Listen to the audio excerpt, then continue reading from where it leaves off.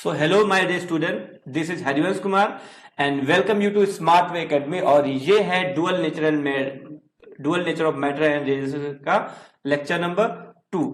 इससे पहले हमने लेक्चर नंबर 1 शूट कर लिया है और उसको हमने इसी प्लेलिस्ट में डाल रखा है। अगर आपने वो नहीं देखा है तो पहले वो जाकर देखें, फिर इस लेक्चर को देखें।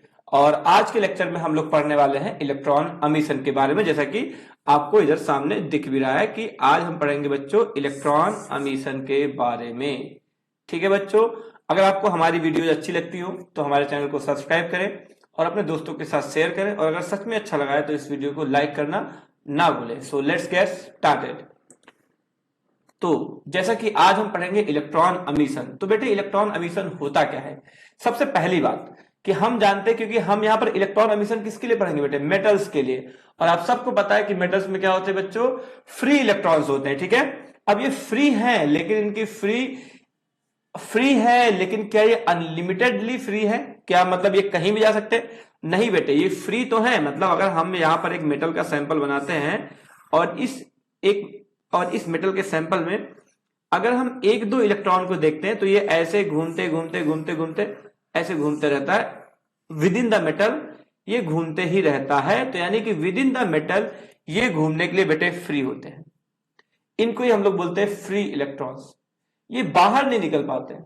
ठीक है, ये बाहर नहीं निकल पाते हैं, है ना। बाहर क्यों नहीं निकल पाते हैं उसके बारे में हमें डिस्कस करना है। बट बिफोर हम ऐसा कुछ भी डिस्कस करें उसके पहले हम इलेक्ट्रॉन एमिशन की डेफिनेशन सीख लेते हैं कि इलेक्ट्रॉन एमिशन क्या कहता है। कि अगर कोई इलेक्ट्रॉन बेटे मेटल सरफेस से ही बाहर निकल जाए, कहां से?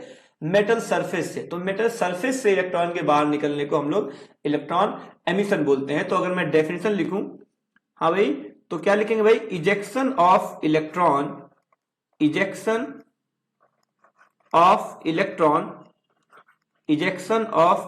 From metal surface. तो मेटल सरफेस से ही इलेक्ट्रॉन निकल जाए, इसी को हम लोग बच्चों इलेक्ट्रॉन अमीशन कहते हैं। तो ये हमने इलेक्ट्रॉन अमीशन को डिफाइन कर दिया है। अच्छी बात है, लेकिन अब दिक्कत क्या? अगर इलेक्ट्रॉन फ्री है तो दिक्कत क्या है? ये अपने आप निकल क्यों नहीं जाता? तो अपने आप निकलता क्यों नहीं, जरा सोचते हैं।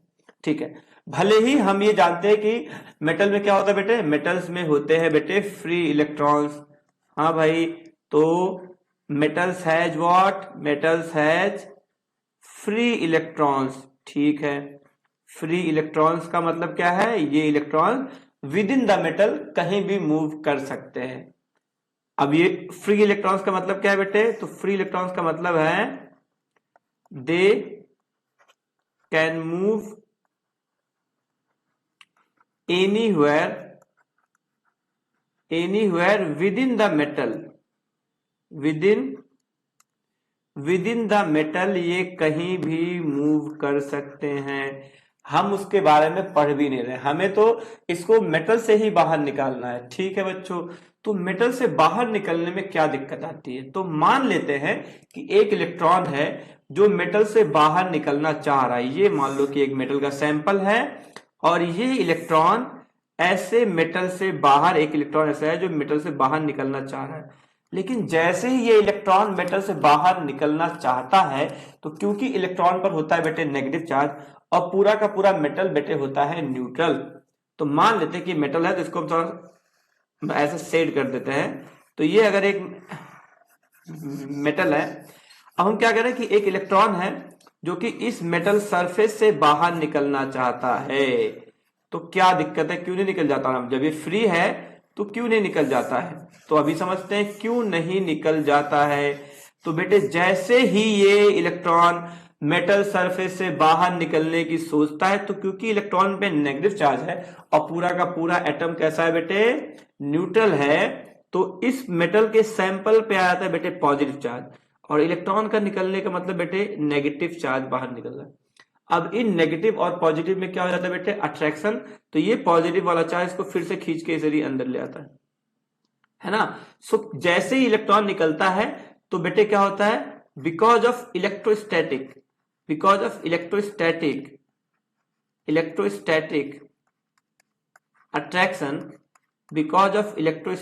अट्रैक्शन, ये इलेक्ट्रॉन फिर से उसी मेटल के अंदर आ जाता है। अच्छी बात है, ठीक। इसका मतलब इलेक्ट्रॉन का मेटल सरफेस से बाहर निकलना थोड़ा सा मुश्किल है। तो कैसे निकलेगा?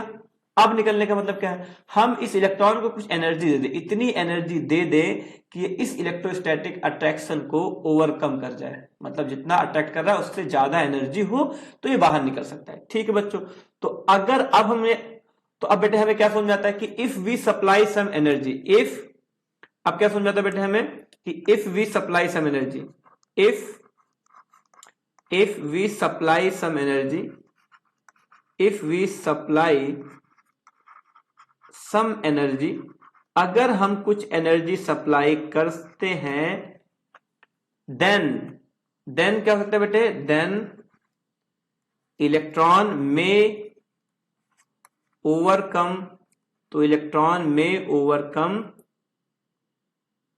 Attractive force. ये जो अट्रैक्टिव फोर्स यानी कि जो इलेक्ट्रोस्टैटिक अट्रैक्शन लग रहा है, इस फोर्स को ओवरकम कर सकता है। And then it may eject from metal. अच्छा, अब क्या समझ में आया बेटे क्यों नहीं निकल पाता? क्योंकि जैसे ही इलेक्ट्रॉन निकलता है तो मेटल एक पॉजिटिव चार्ज एक्वायर कर लेता है, उसको फिर से खींच के लाता है।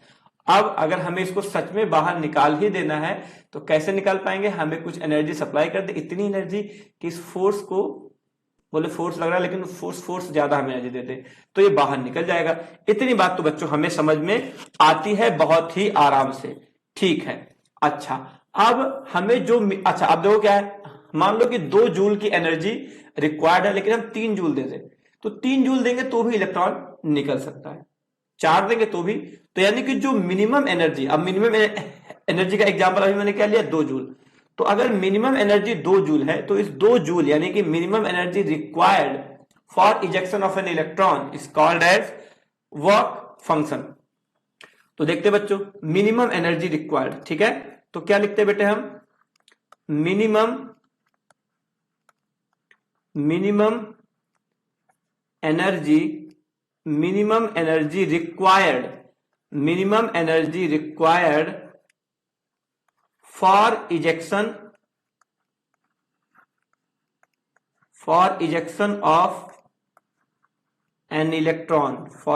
of an electron,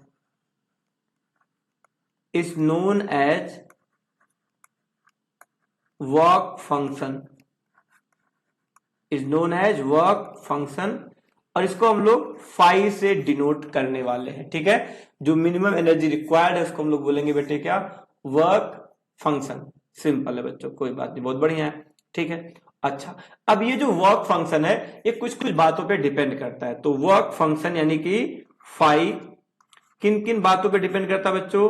तो फाई डिपेंड करता है सबसे पहली बात मेटल पर, यानी कि कौन सा मेटल है। दूसरा बात एम्प्योरिटी पर भी डिपेंड करता है, impurity on surface of metal, impurity on surface of metal. कुछ हद तक टेम्परेचर पर भी डिपेंड करता है लेकिन उसका डिस्कशन हम नहीं करेंगे। क्यों?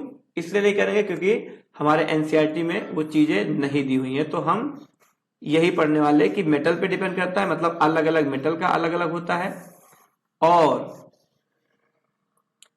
अलग अलग मेटल का अलग अलग होता है बच्चों, और क्या, अलग अलग मेटल का अलग अलग होता है। उसके साथ साथ इम्प्योरिटी कितनी मिली हुई है उस पे भी इसकी वैल्यू डिपेंड करती है।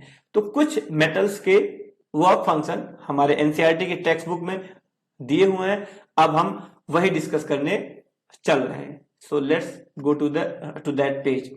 अब देखो क्या बेटे, सीजीएम, देखो बेटे सीजीएम का वर्क फंक्शन अपने को दिया हुआ है 2.14। अब ये सारी बातें आपको क्या करनी पड़ेगी बेटे, याद करनी पड़ेगी। ऐसे ही पोटेशियम का वर्क फंक्शन 2.30, सोडियम का वर्क फंक्शन 2.75, कैल्शियम का, मोलिब्डेनम का, लेड का, एल्यूमिनियम का, मरकरी का, कॉपर का, सिल्वर का, निकल का एंड प्लेटिनम का, ये सारी वर्क फंक्शन आपको एनसीईआरटी टेक्स्ट बुक में दिए हुए हैं। तो ये आपको याद करना चाहिए। बट इन सबसे हम एक कंक्लूजन निकाल सकते हैं क्या? अगर आप इस टेबल को देखो तो इस टेबल में सीजीएम का वर्क फंक्शन सबसे कम है, है ना। तो ये एक बात आप याद कर सकते हो कि भाई सीजीएम का वर्क फंक्शन सबसे कम है ना, लीस्ट है, क्या है बेटे, लीस्ट 5। और अगर हम बोलेंगे कि प्लेटिनियम का यानी कि पीटी का, तो पीटी का वर्क फंक्शन बेटे अपने को सबसे हाई दिख रहा है। देखो बेटे यहाँ पे क्या हो रहा है, तो पीटी का वर्क फंक्शन हमें हाईएस्ट दिख रहा है। तो ये दो बातें आपको बच्चों याद करनी चाहिए कि प्लेटिनम का वर्क फंक्शन हाईएस्ट है और सीजियम का वर्क फंक्शन सबसे कम है। ठीक है, यहां तक हमने इलेक्ट्रॉन की इजेक्शन की बात कर ली, वर्क फंक्शन क्या होता है उसकी बात कर ली। अब हम इलेक्ट्रॉन को निकाल कितनी तरह से बाहर सकते हैं उसकी बात करते हैं। So let's move to the next slide. चलो बेटे, अब हम बात करेंगे टाइप्स ऑफ एमिशन की। ठीक है भैया, तो हमारे पास टाइप्स ऑफ एमिशन में हमें 3 तरह के एमिशंस पढ़ने हैं। द फर्स्ट वन इज, जो हमें पढ़ना है, that is thermionic emission. Thermionic emission सबसे पहला हमें पढ़ना है बेटे थर्मियोनिक एमिशन। इससे अगला हमें पढ़ना है फील्ड एमिशन। फील्ड एमिशन पढ़ना है, देखते बच्चों कि ये सारे क्या होते हैं। और अगला हमें पढ़ना है बेटे फोटो एमिशन।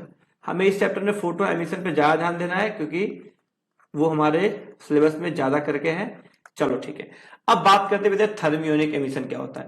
तो जब हम बात करेंगे बेटे थर्मियोनिक एमिशन की, तो थर्मियोनिक एमिशन क्या है, थर्मियोनिक एमिशन क्या है, इसमें हम क्या करते हैं, मटेरियल को गर्म करते हैं, है ना। हम लोग हीट से एनर्जी को सप्लाई करते हैं। तो अगर हमने मटेरियल को गर्म कर दिया तो गर्म करने से भी इलेक्ट्रॉन इजेक्ट हो सकता है। तो इसका मतलब क्या बेटे, यहां पर इलेक्ट्रॉन में eject by heating the metal. अगर हम मेटल को हीट कर दें और इलेक्ट्रॉन निकल जाए तो इस तरह के एमिशन को हम लोग बोलेंगे बेटे थर्मियोनिक एमिशन। चलो अगला देखते बेटे field emission. Let's study field emission. अब देखते बच्चों कि फील्ड एमिशन क्या होता है। चलो बच्चों, so let's study field emission, ये क्या होता है देखते बच्चों। तो फील्ड एमिशन में क्या है भाई, अब यहां पर क्या है कि मान लेते हैं कि हमारे पास कोई मेटल है। चलो सो अगर अभी हम मान लेते हैं कि हमारे पास कोई, ऐसे मान लो कोई मेटल का ऐसे कोई पीस है और हमने क्या करना बेटे, हमने इस पे कुछ पोटेंशियल अप्लाई कर देना है। जैसे अब देखते बेटे, अभी हमें अपने आप सारी बातें समझ में आने लग जाएंगी तो आपको टेंशन लेने की जरूरत नहीं है। अब मान लो कि हमने इधर minus minus minus minus charge दे दिया है और इस साइड हमने प्लस प्लस प्लस चार्ज दे दिया है। तो इससे क्या होगा बेटे, और मान लेते हैं कि हम यहाँ पर कोई ऐसे एटम ले लेते हैं और यहाँ पर ये एटम का न्यूक्लियस है और यहाँ पर ऐसे हम कुछ सेल्स बना देते हैं और इन सेल्स में कुछ कुछ इलेक्ट्रॉन ऐसे ऐसे ऐसे घूम रहे हैं। तो क्योंकि हमने इधर हमने एक साइड में प्लस का एक साइड में माइनस कर दिया, तो इधर हमने क्या करा, बेसिकली एक इलेक्ट्रिक फील्ड सेटअप कर दी। अब इस इलेक्ट्रिक फील्ड ई की वजह से इन इलेक्ट्रॉन्स पर फोर्स लगेगा, F is equal to E force लग जाएगा। क्यों, यह फॉर्मूला आपने इलेक्ट्रोस्टैटिक्स में F is equal to Q E पढ़ रखा होगा, वहां से आता है क्योंकि चार्ज यहां पर इलेक्ट्रॉन का ही है तो इस पर इतना फोर्स लगेगा। अब इस फोर्स से ये इलेक्ट्रॉन ऐसे बाहर को निकल सकता है।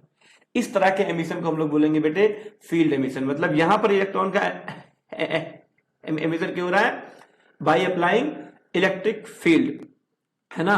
तो यहां पर इलेक्ट्रॉन एमिशन क्यों हो रहा है, तो यहां पर अगर हम बात करते बेटे कि electron emission is due to electric field. तो यहां पर इलेक्ट्रॉन एमिशन बेटे इलेक्ट्रिक फील्ड की वजह से हो रहा है। चलो बच्चों, यहां तक की बात अपने को समझ में आ गई। अच्छा, अब क्या ऐसे भी इलेक्ट्रिक फील्ड, थोड़ी मोड़ी इलेक्ट्रिक फील्ड अप्लाई करेंगे तो इलेक्ट्रॉन बाहर नहीं निकलते, मतलब हमें एक हाई इलेक्ट्रिक फील्ड अप्लाई करनी पड़ेगी। तो यहां पर हाई इलेक्ट्रिक फील्ड अप्लाई करनी पड़ेगी बेटे, क्या हाई इलेक्ट्रिक फील्ड अप्लाई करनी पड़ेगी जिसका रेंज अप्रोक्सीमेटली 10⁸ वोल्ट पर मीटर। अगर हम इतने के आसपास की इलेक्ट्रिक फील्ड अप्लाई करते तब जाकर के इलेक्ट्रॉन निकलता है। ऐसा नहीं कि आपने थोड़ा सा इलेक्ट्रिक फील्ड अप्लाई किया और इलेक्ट्रॉन बाहर, नहीं। बहुत ही हाई इलेक्ट्रिक फील्ड अप्लाई करनी पड़ती है, इसलिए ये मेथड भी थोड़ा सा इलेक्ट्रॉन एमिशन के लिए मुश्किल होता है, क्योंकि इतनी इलेक्ट्रिक फील्ड हम जनरली ला नहीं पाते। तो अब हम पढ़ते हैं अगला मेथड। अगला मेथड देखो बेटे क्या कहता है। अगला मेथड है बेटे photo emission. Photo emission, so let's study photo emission. अब देखते बेटे क्या होता है फोटो एमिशन, क्या होता है। तो फोटो का मतलब बेटे है यहां पर लाइट से। तो अब यहां पे फिर से अगर हम मान लेते हैं कि हमारे पास एक मेटल सरफेस है और हम कुछ इस तरह का मेटल सरफेस अभी हम मानेंगे, है ना बच्चों, देखते बच्चों। तो मान लो कि हमने कुछ इस तरह का एक मेटल सरफेस, ऐसे यहां पे हमने मान लो कि एक इस तरह का मेटल सरफेस मान लिया है, और यहां पर लाइट रेज ऐसे आती हैं, ऐसे कुछ लाइट रेज कुछ ऐसे आती हैं, और इन लाइट रेज की एनर्जी जो है, इन लाइट रेज की एनर्जी बेटे क्या होती है, तो लाइट की एनर्जी होती है एच एफ, जहां पर एफ क्या होता है बेटे, फ्रीक्वेंसी होता है। तो इस एनर्जी की वजह से अगर यहां पर लाइट रेज ऐसे आके इस मेटल पर टकराती है, तो इस एनर्जी की वजह से इलेक्ट्रॉन, इस एनर्जी की वजह से इलेक्ट्रॉन बेटे ऐसे यहां पे जहां पे लाइट गिरी है, ऐसे इलेक्ट्रॉन बाहर निकल सकता है। तो इस एनर्जी की वजह से जो इलेक्ट्रॉन निकलता है उसको हम लोग, इस एनर्जी की वजह से जब इलेक्ट्रॉन निकलता है जिसको हम लोग बोलते हैं फोटो एमिशन, क्योंकि यहां पर बेटे फोटो मींस है बेटे लाइट, और लाइट का मतलब खाली लाइट नहीं बेटे, लाइट का मतलब होता है बेटे पूरा का पूरा ईएम वेव। तो जब हमारा इलेक्ट्रॉन का एमिशन इलेक्ट्रोमैग्नेटिक वेव्स के थ्रू होता है तो इसको हम लोग बोलते हैं बेटे फोटो एमिशन। यानी कि if electron emission is due to EM wave, then it is known as photo emission।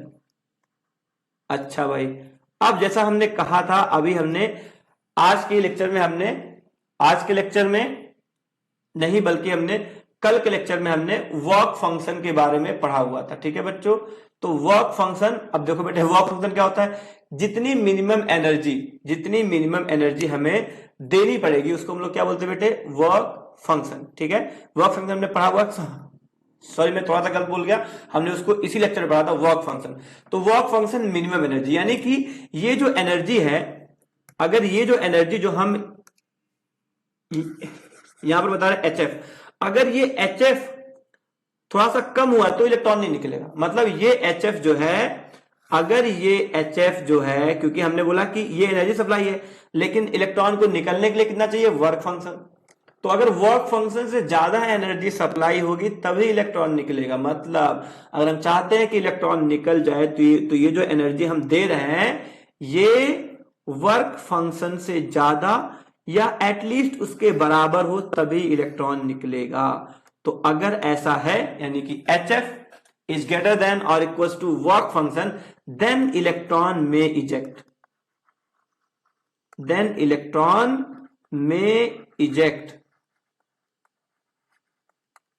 बात समझ में आती बच्चों।